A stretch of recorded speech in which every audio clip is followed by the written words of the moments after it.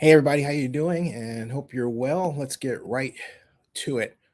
This is an exclusive to Zennie 62 Media, and it comes right from Jameis Winston's representatives, and no, not author one on one Jameis, who I've had on here twice before.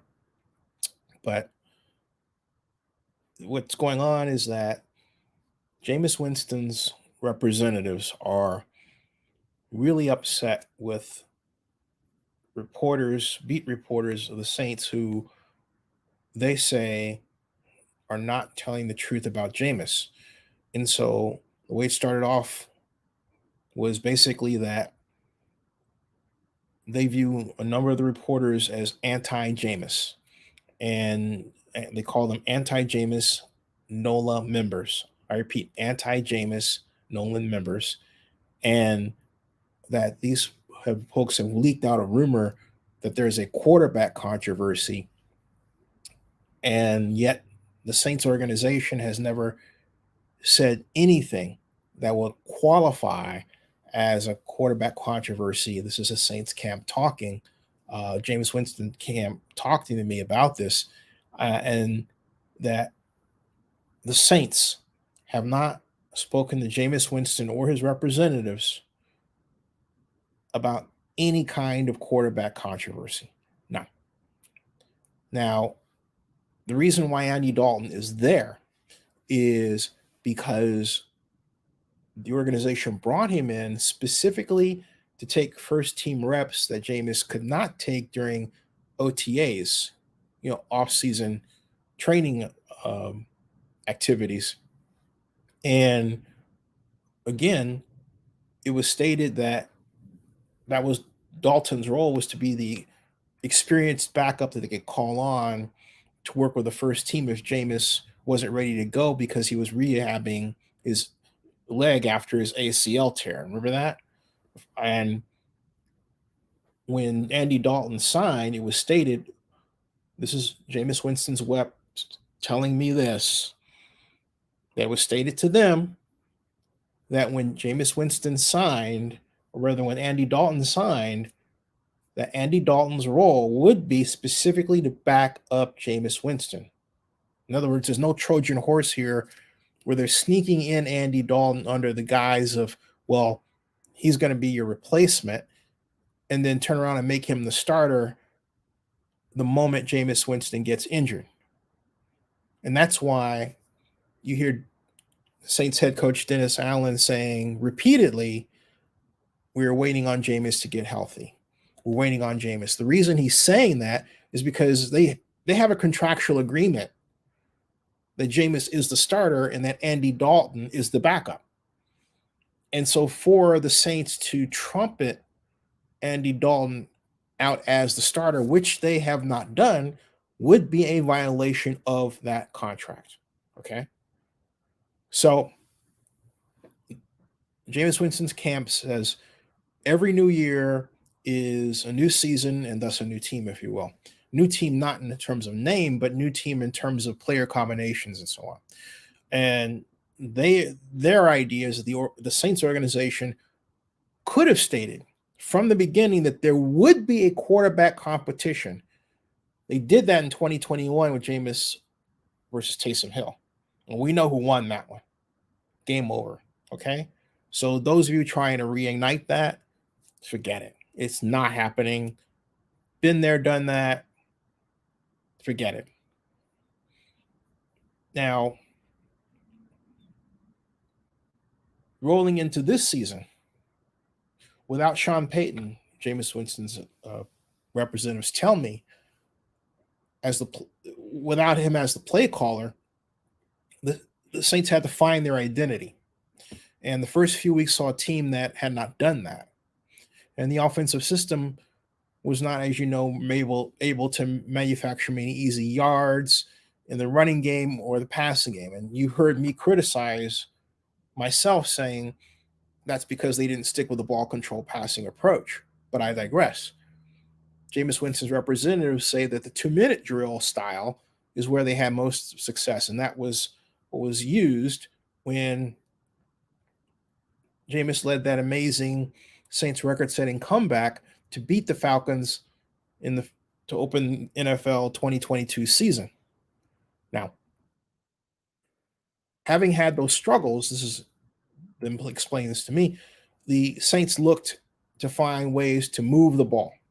They searched for an identity where they could sustain drives. And over the past few weeks, we've seen the running game come alive and perform at a league-leading level. Looking through Jameis' career, he, as well as many quarterbacks, have routinely won games when their team rushed for over 200 yards on the ground. It would have been nice to install the running game that we've seen over the season, before the season, that we see now before the season, okay, as it helps with having identity on offense and acts as a quarterback's best friend. It allows for more effective play action and also allows for less predictable play calling as the offense isn't consistently facing third and long. Now, this is Jameis camp, all right? Not my philosophy, okay? Want to emphasize that. The league is about adjustments, Jameis Camp says, and that is a good adjustment that they made over the past few weeks, okay? Now, as to, and what I was really trying to get to is when Jameis is coming back. And first of all, obviously, the answer is when he's healthy, okay? That's the first thing. The second thing is that Jameis' problem is not just his back fracture, but it's a high ankle sprain and his hip problem. He has a hip problem on top of that. Okay. So he's got some significant work that has been done on him, but enough to a point where he could be considered the emergency backup. Now, unless they change their mind, what we're looking at is a situation where Jameis may very well be the third backup again. We haven't seen the injury report. We'll get an idea what they're going to do on Wednesday. Today's Tuesday.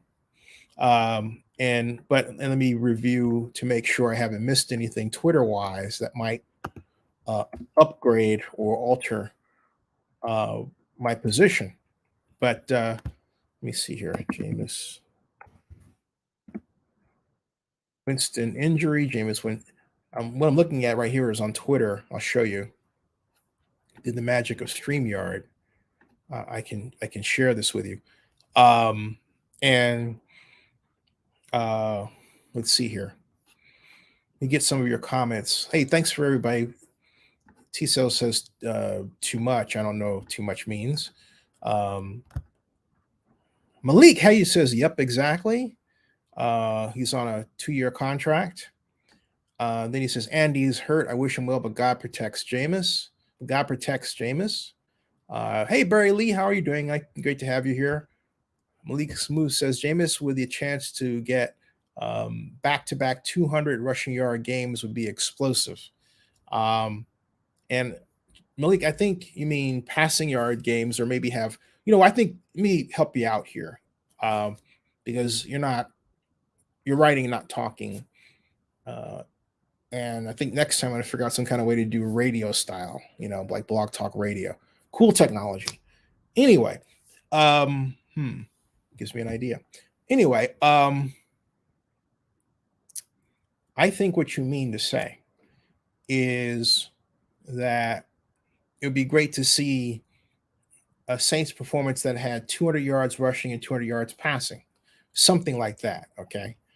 Then he says they bought in the QB released last week.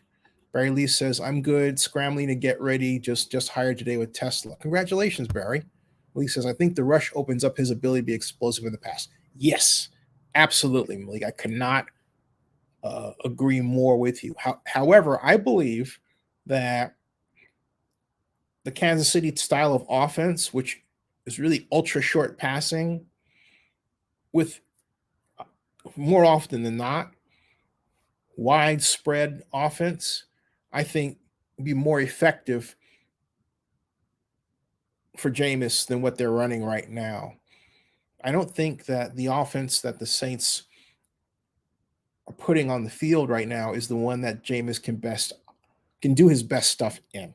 I really don't. I think, given the need to protect him, given the fact that he's got a great accuracy and throw, the Kansas City offense presents the opportunity to throw flat passes, what some people call drain passes, quick passes, right? And then the connection downfield, but they do it in a way that is extremely creative, and I haven't seen that from the Saints. And I think to have as much talent, firepower as they do with Chris Olave, Jarvis Landry, Michael Thomas, it's really an insult to their talents to use something that is, well, almost from the first decade of the 21st century. All right.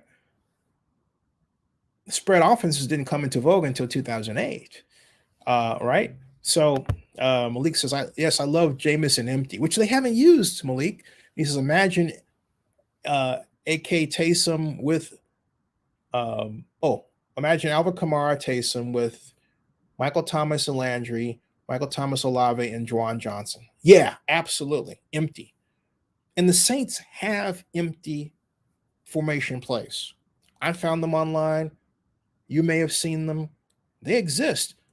But I look back over the history this year, and not once, not even once, have the Saints ran the empty formation with Jameis at quarterback. Now, if your response is, well, they were trying to protect him, my response is the best way you protect a player in 5 wide today is to do what the Chiefs are doing with ultra short passing, shovel passes, all kinds of creative short passes out of a spread offense, because you're literally separating defenders and making it harder for them to catch a player after having caught that short pass. I'm not advocating these wide receiver screens, because what's happening now is that too many teams can recognize them like that. And whenever a receiver is stationary, they can zero him and eat him up. But if you have someone in motion going across and then you throw to him, different story. Okay.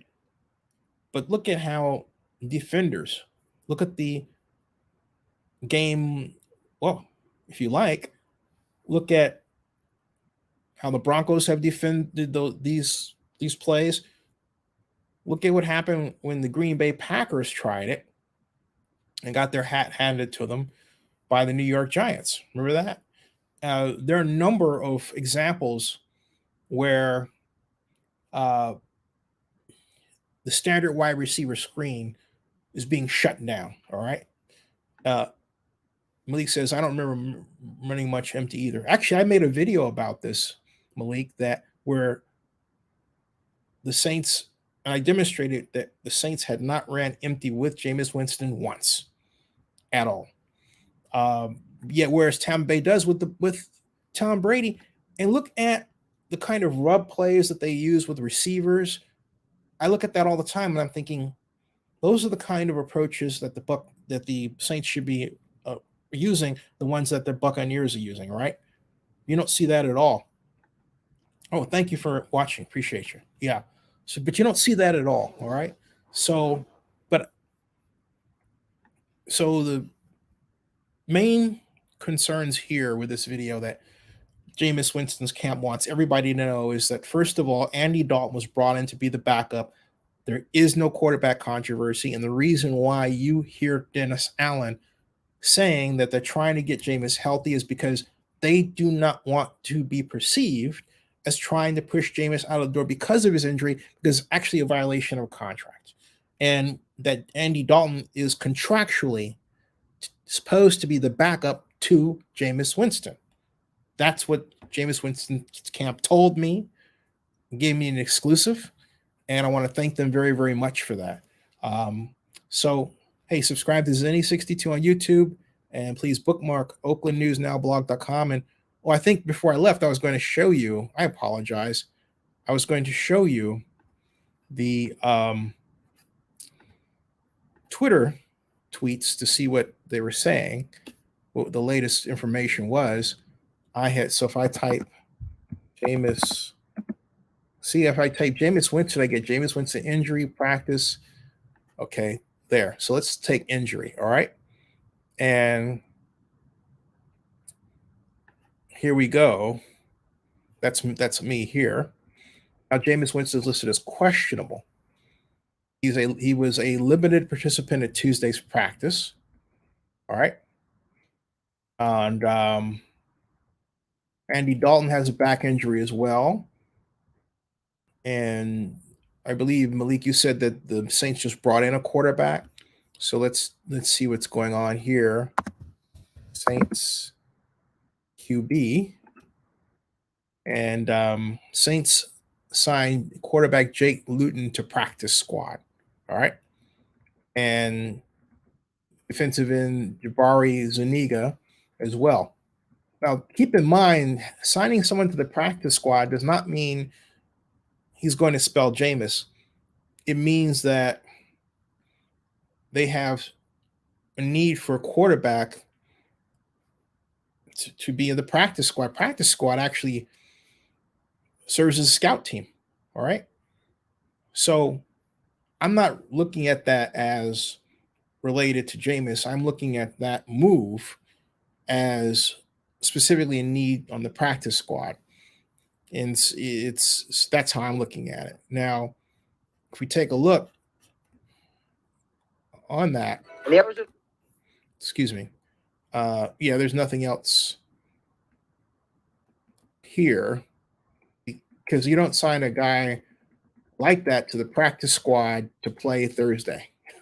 Okay. I don't see that. I don't see that happening now at all. Okay. Tiso says, thanks, brother. You're very welcome. So anyway, again, thank you very much for your time, and I'll keep monitoring the situation. And again, I want to thank Jameis Winston's representatives and family for giving me this exclusive information and time. Subscribe to Zennie 62, and please bookmark oaklandnewsnowblog.com. That ends this broadcast.